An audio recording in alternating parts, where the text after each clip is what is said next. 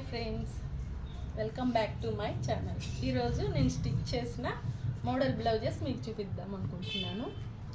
ఇది చూడండి, temple model. Back neck వచ్చేసరికి టెంపుల్ మోడల్ పెట్టేసా. ఫ్రంట్ నెక్ వచ్చేసరికి స్టార్ మోడల్. తర్వాత సెకండ్ వన్ వచ్చేసరికి ఇలాంటి పట్టు శారీస్కి ఈ టైప్ చాలా ఇప్పుడు ట్రెండీ కదా, అందుకనే ఈ మోడల్ కుట్టాను. Third model cut work pattern. ఇలా